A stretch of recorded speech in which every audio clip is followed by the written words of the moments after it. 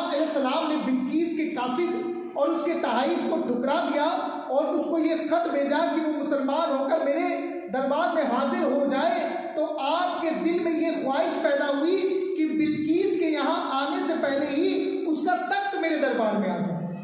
تخت منگوانے سے آپ کا مقصود یہ تھا کہ اس کا تخت حاضر کر کے اسے معجزہ دکھا دے، تاکہ اس پر آپ علیہ السلام کی نبوت کی حقانیت یعنی سچائی ظاہر ہو جائے۔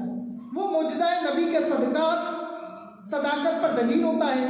بعض مفسرین نے فرمایا حضرت سلیمان نے چاہا کہ بلقیس کے آنے سے پہلے اس کا تخت ہے تو صورت بدل دے اور اس سے اس کی عقل کا امتحان فرمائے کہ وہ اپنا تخت پہچان سکتی ہے یا نہیں۔ چنانچہ آپ نے اپنے درباریوں سے فرمایا، جسے قرآن کریم نے یوں فرمایا، یہ تخت بلقیس کے تعلق سے قرآن میں یوں آیا، ترجمہ کنز العفاف، سلیمان نے فرمایا اے درباریوں تم میں کون ہیں جو ان کے میرے پاس فرما بردار ہو کر آنے سے پہلے اس کا تخت میرے پاس لے آئے۔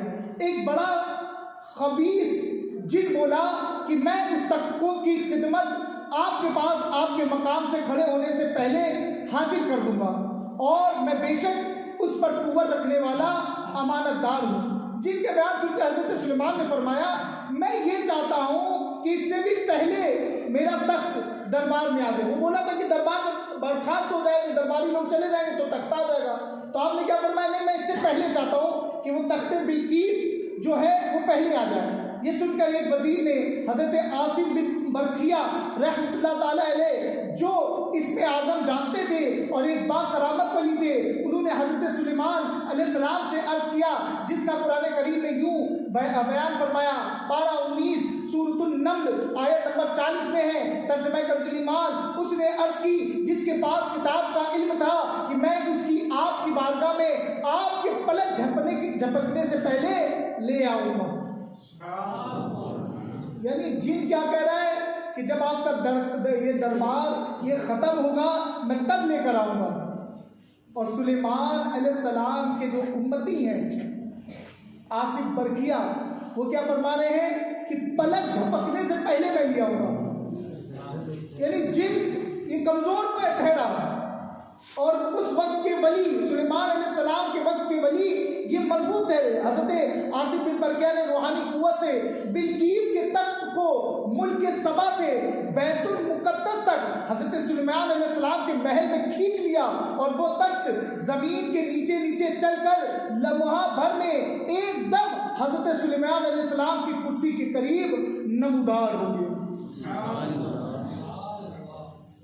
پیارے اسلامی بھائیوں، جہاں اس واقعے سے حضرت عاصم بن برقیہ رحمۃ اللہ تعالیٰ علیہ کی کرامت کا بیان ہے، وہیں قرآن کریم میں آپ کے باکمال ہونے کی خصوصیت علم بیان ہوئی۔ علم دین بڑی افضل عبادت ہے، جیسا کہ حضرت عبداللہ بن مبارک رحمۃ اللہ تعالیٰ علیہ سے پوچھا گیا انسان کون ہے، فرمایا علماء، پھر پوچھا بادشاہ کون ہے، فرمایا پرہیزگار، پھر پوچھا گیا گھٹیا لوگ کون ہیں، فرمایا جو دین کے بدلے دنیا حاصل کرتے ہیں۔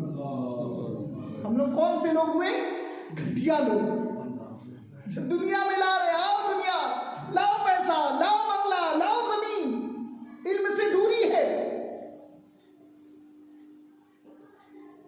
حضرت سلیمان علیہ السلام کے وقت کے وہ ولی کیا پلک جھپکتے ہی کیوں تھا؟ علم تھا آپ کے پاس۔ علم یہ اللہ تبارک و تعالیٰ کی بارگاہ میں بندے کو مقبول بنا دیتا ہے۔ اللہ تعالیٰ نے ان کو اتنی قوت عطا فرمائی کہ کچھ ہی لمحوں میں کون آ گیا؟ تخت بلقیس 80 گز چوڑا، 40 گز لمبا، کتنا بڑا ہوگا، اور کہاں سے لے کر آ کر بیت المقدس میں آیا، اتنی دور کا مسافت کر کے وہ آیا۔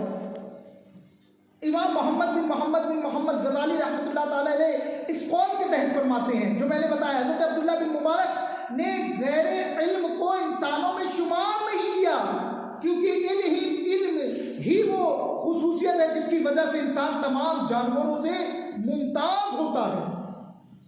سمجھ میں آ رہا ہے؟ جانوروں میں کے زمرے میں ہم لوگ آ رہے ہیں۔ جو علم سیکھتا ہے وہ انسان سیکھتا ہے، جانور تھوڑے نہ سیکھتے ہیں۔ پیارے اسلامی بھائیوں، لہٰذا انسان کو اس وصف کے ذریعے انسان ہے جس کے باعث اسے عزت حاصل ہوتی ہے، وہ جسمانی قوت کی وجہ سے انسان نہیں، ورنہ اونٹ سے زیادہ طاقتور